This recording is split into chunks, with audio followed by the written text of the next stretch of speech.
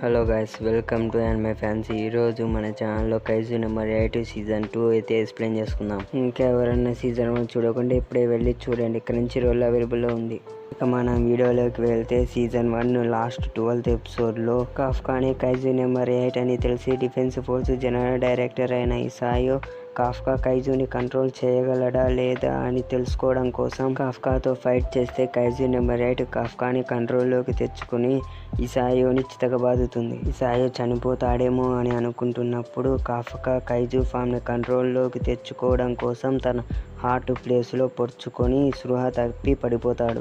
దాని తర్వాత ఇజాయో మీటింగ్ పెట్టి కైజు అయిన కాఫ్కాని వెపన్గా మార్చకుండా కైజుని కంట్రోల్ చేసేవాడు మనకు ఇంకొకడు దొరకడని మిలిటరీలో జాయిన్ చేసుకుంటారు. దాని తర్వాత చీఫ్ అయిన ఇజాయో కాఫ్కా దగ్గరికి వెళ్ళి తనని తాను ప్రూవ్ చేసుకోమంటాడు. అక్కడితో సీజన్ 1 కంప్లీట్ అయ్యింది. దాని తర్వాత సీజన్ 2లో ఏం జరగబోతుందో ఈ వీడియోలో అయితే చూసి తెలుసుకుందాం. సీజన్ 1 38 చాప్టర్స్ అయితే కంప్లీట్ అయ్యాయి.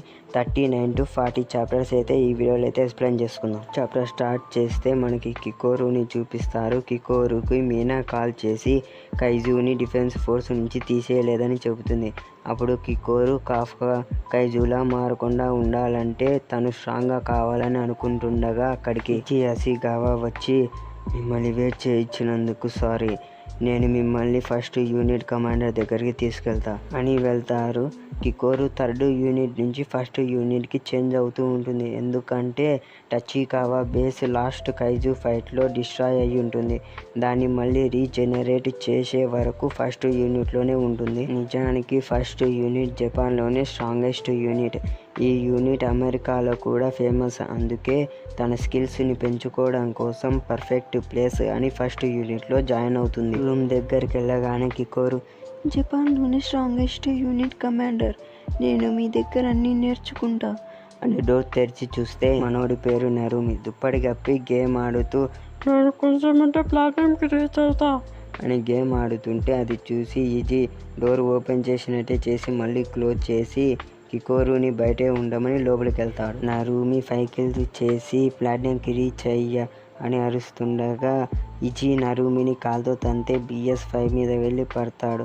నా BS5 అని అంటుంటే నేను నీకు మధ్యాహ్నం 2కి వచ్చి నీ గదిని శుభ్రం చేయమన్నానా? నేను విన్నా, కానీ అది నా ఇష్టం అని అంటే ఇజీ మళ్ళీ తని నీకు ఒళ్ళు పర్వెక్కింది అని అంటే నరుమి తన టాయ్ మీద పడి విరగొట్టుకుంటాడు. ఆ టాయ్ని పట్టుకొని కోపంగా, ఇది నా రూమ్, నాకు ఇష్టం వచ్చేట్టు నేనుంటా, ఇదే మీ ప్రాపర్టీ కాదు, ఇది డిఫెన్స్ ఫోర్స్ ప్రాపర్టీ, మీకు అంత ఇబ్బందిగా ఉంటే మీరే దీన్ని క్లీన్ చేయండి అని అంటుంటే నరుమిని పైకెత్తి నువ్వు చెప్పినట్టే చేస్తా అని ఈజీ అక్కడ ఉన్న వాళ్ళతో రూమ్ని క్లీన్ చేస్తాడు. నరుమిని అడ్డే పట్టుకొని కికోరు దగ్గరికి తీసుకెళ్ళి కికోరికి పరిచయం చేయిస్తాడు.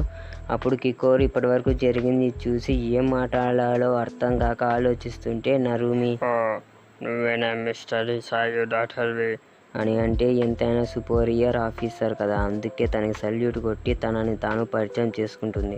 అప్పుడు నరుమి, అంతొద్దు, 1st యూనిట్ కమాండర్గా నాకు నీ నుంచి కావాల్సింది ఒక్కటే అని అంటే కికోరుకి అర్థం కాక చూస్తుంటే అప్పుడే కైజు అలాంటికి బెల్ మోగిస్తారు. అప్పుడు నరుమి, పర్ఫెక్ట్ టైమింగ్, నువ్వు నేర్చుకోవడం కోసం నీకు నేను బ్యాటిల్లోకి ఎంటర్ కావడానికి పర్మిషన్ ఇస్తున్నా అని అంటే మనకి కైజుని చూపిస్తారు. ఆ కైజు టోక్యోని దాటి నార్త్ సైడ్ వెళ్తుంటుంది. దాన్ని డిఫీట్ చేయడం కోసం 1st యూనిట్ వస్తుంది. ఆ కైజు కవాసాకి వార్డు వైపు వస్తుందని ఆ ప్లేస్కి 3 times ఎవాక్యుయేషన్ అలర్ట్ ఇస్తారు. ఆ కైజు మీద మన ఈజీ ఫైట్ చేసి మిగిలిన వాళ్ళతో 1st బ్యాటరీని లోడ్ చేసి కైజుకి లెఫ్ట్ సైడ్ టార్గెట్ చేసి ఫైట్ చేయిస్తాడు. అలాగే నెక్స్ట్ 6th బుల్లెట్ని ఫైట్ చేయిస్తాడు. అదంతా కికోరు హెలికాప్టర్ నుంచి చూసి ఇంప్రెస్ అయ్యి బయట ఉన్న గ్రూప్ మెంబర్స్ ఎబిలిటీస్ వల్ల వర్క్ బాగా చేస్తున్నారు, అలాగే గ్రూప్ మెంబర్స్ చాలా ఎక్కువ మంది ఉన్నారు, వాళ్ళు రిలీజ్ చేస్తున్న ఫోర్స్ ప్లోటాన్ గ్రూప్ కన్నా 40% లేదా అంతకన్నా ఎక్కువగానే ఉంది అని అనుకుంటుండగా మైక్లో కైజుని కదలకుండా సరౌండ్ చేశారు అని చెబితే నరుమి, ఇక వెళ్దాం కికోరు షినోమియా, నాకు మీ నుండి ఏమీ వద్దు, కానీ నేను ఒకటే డిమాండ్ చేస్తున్నా అని ఆ హెలికాప్టర్ నుంచి దూకేస్తాడు. అప్పుడు కికోరు చూస్తుండగానే నరుమి ఏదో ఒక గన్ను లాంటిది తీస్తాడు. అది గన్ను స్క్వాడ్ రెండు కలిపి చేసినట్టుంది. దాన్ని తీసి డైరెక్ట్గా కైజు మీదకి దూకి పొడిచి ఎలక్ట్రిక్ షాక్ ఇచ్చి దాన్ని ట్రిగర్ నొక్కి పీసులు చేసి ఒక పీసు మీద తన వెపన్తో చెక్కి నాటోలో కకాసిలా పోజుతో కూర్చొని కికోరు వైపు చూసి, నాకు నీ రెస్పెక్ట్ అవసరం లేదు, నీ పవర్ని నాకు చూపించు అని అంటే కికోరు నరుమి వైపు ఆశ్చర్యంతో చూస్తూ, ఇందుకేనా నరుమిని Japanese strongest anti monster fighter అని ఆశ్చర్యంతో చూస్తుంటుంది. ఇక్కడ కట్ చేసి మనకు సిటీ న్యూస్లో చూపిస్తారు. న్యూస్లో నరుమి డిఫీట్ చేసిన కైజుని మీనా అసిరా డిఫీట్ చేసిందని వేసుంటారు. అది చూసి నరుమి కికోరుతో, ఏంటి ఆ కైజుని అసిరా డిఫీట్ చేసినట్టు కనిపిస్తుందా? ఇలా చూడు కికోరు, నేను అనుకున్నట్టుగానే అసిరా ఆన్లైన్లో ట్రెండ్ అవుతుంది, కానీ ఆ కైజుని డిఫీట్ చేసింది నేను కదా అని తన మొబైల్ని స్క్రోల్ చేస్తూ ఇంటర్నెట్లో సెర్చ్ చేస్తుంటాడు. తన ఫాలోవర్స్ తగ్గారని ఆలోచిస్తుంటే కికోరు, పర్వాలేదు మళ్ళీ వస్తాలేండి సార్ అని అంటే నరుమి పర్వాలేదు అని ఇజాయో అలాగే కాఫ్కా ఇద్దరు పనికిరాని మీటింగ్ పెట్టుకున్నారు. నన్ను కూడా ఈరోజు మధ్యాహ్నం రమ్మన్నారు, నేను ఎందుకు వెళ్ళాలి అక్కడికి అని మాట్లాడుతుండగా ఈజీ వెనక నుంచి వచ్చి కాలుతో తన్ని, ఎందుకంటే అది కూడా పని అని నరుమి చెవు పట్టుకొని లాకెళ్తుంటే నరుమి, అది అంత ఇంపార్టెంటా ఈజీ? కైజు నెంబర్ 8 గురించి మాట్లాడాలి అని అంటే మనకి కాఫ్కాని చూపిస్తారు. Kafka push-ups తీస్తుంటాడు. కాఫ్కాని 5 డేస్గా అదే రూమ్లోనే ఉంచుంటారు. అప్పుడు కాఫ్కా రెనోని గుర్తు తెచ్చుకొని, నేను నా వాళ్ళ కోసం ఏదైనా చేస్తా అని ఆలోచిస్తూ ఉండగా అక్కడికి డిఫెన్స్ ఫోర్స్ మెంబర్స్ వచ్చి కాఫ్కాని చీఫ్ రూమ్ దగ్గరికి తీసుకెళ్తారు.